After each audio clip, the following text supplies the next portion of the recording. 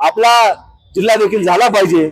आज जिल्हा जसा पाहिला तर सगळी धरणं उत्तरेमध्ये आहेत, विमानतळ उत्तरेमध्ये आहेत, शिर्डी शनी शिंगणापूर दोन्ही देवस्थान उत्तरेमध्ये आहेत। त्यामुळे हा दक्षिणेतली बाजू ही दुर्लक्षित राहिलेली आहे। त्या जिल्ह्यामध्ये किंवा दक्षिणेमध्ये विशेषतः इथं अनेक जागा सरकारच्या आहेत, ज्या पडीक जमिनी आहेत, ज्या शेतीच्या कामाच्या देखील नाहीत, जिथे शेती कुठलं पीक उगत नाही, अशा जमिनी राज्य सरकारने अक्विजिशन करावं।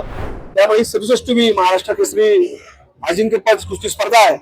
त्यामुळे अजून उत्तम कशी होईल, अजून चांगली कशी होईल याचा प्रयत्न या कार्यक्रमाच्या माध्यमातून करणार आहोत। जिल्हा विभाजन झालं पाहिजे याच्या बाबतीतली भूमिका आम्ही गेल्या अनेक वर्षापासून अगदी 2016-17 पासून मांडत आलो आहोत।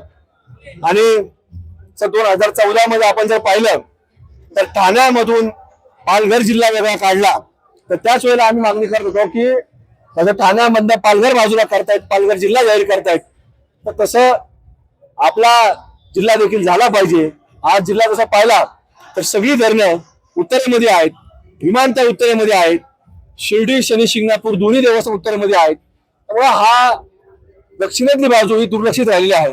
त्यामुळे दक्षिणेला कुठेतरी प्राधान्य मिळालं पाहिजे आणि नगर जिल्ह्याचं विभाजन विकासाच्या दृष्टिकोनातून झालं पाहिजे अशी आमची मागणी आहे। तुम्ही आता याबाबत मुख्यमंत्र्यांशी चर्चा करणार आहात का? नाही, आम्ही मागणी सातत्याने करत आलोय आणि उद्याच्या काळात देखील करणार आहोत।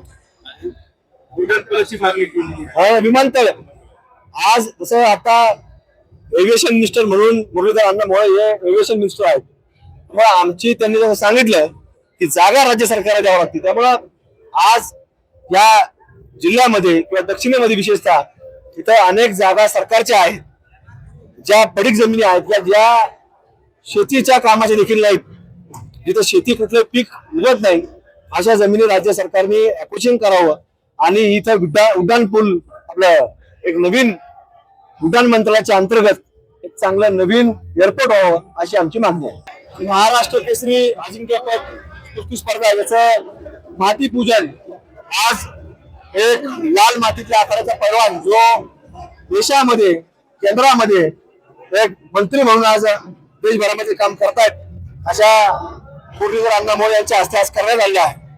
आणि निश्चितच या स्पर्धा महाराष्ट्रातल्या आतापर्यंत झालेल्या 66 स्पर्धा झाल्यात आणि 66वी मुरलीधर अण्णामोळे यांनीच घेतलेली होती। त्यामुळे 67वी महाराष्ट्र केसरी अजिंक्यपद कुस्ती स्पर्धा आहे। त्यामुळे अजून उत्तम कशी होईल, अजून चांगली कशी होईल याचा प्रयत्न या कार्यक्रमाच्या माध्यमातून करणार आहोत।